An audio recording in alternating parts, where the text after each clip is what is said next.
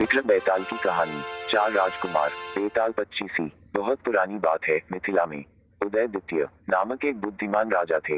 वे अपनी प्रजा को बहुत प्रिय है। उनकी प्रजा उन्हें उनकी दयालुता, समानता तथा न्याय प्रियता के लिए बहुत पसंद करती थी। राजा की रूपमंजरी नामक एक पुत्री थी जो बहुत ही बुद्धिमान तथा सुंदर थी। रूपमंत्री को जो भी देखता था बस देखता ही रह जाता था। जब वह विवाह के योग्य हुई तो उसके लिए ढेरों रिश्ते आने लगे। राजा और रानी के लिए योग्य वर का चुनाव करने की समस्या खड़ी हो गई।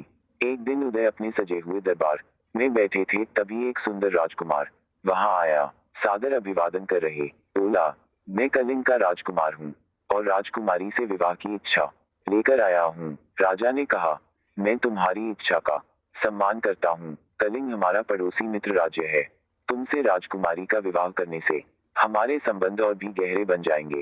तुम राजवंश के भी हो, परंतु तुम में ऐसी कौन सी विशेषता है जो तुम्हें दूसरों से अलग करती है? राजकुमार बोला, महाराज, मैं एक योद्धा हूँ और बहुत अच्छे गुरुओं के द्वारा युद्ध विद्या में पारंगत हूँ। मैं अपने देश ही सेना का सेनापति हूँ और कई युद्ध में जीत चुका हूँ।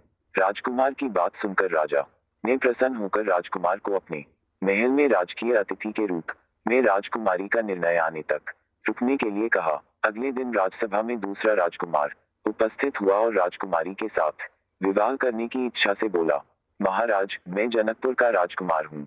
मैंने बहुत सारी धार्मिक पुस्तकें पढ़ी हैं और काफी समय से जीवन का सत्य ढूंढ रहा हूँ। ज्ञान की अपूर्व चाह की मुझे सबसे अनुपम बनाती है। राजा राजकुमार से बहुत प्रभावित हुआ और उसे अपने महल के अतिथि गृह में कुछ दिन ठहरने के लिए कहा। तीसरे दिन वैशाली का राजकुमार दरबार में उपस्थित हुआ और रूपमंजरी से विवाह की इच्छा से बोला, महाराज, मुझे प्रकृति माँ का आशीर्वाद प्राप्त है।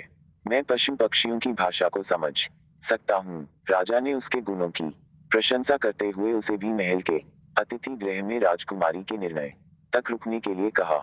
चौथे दिन मालवीय राजकुमार आया।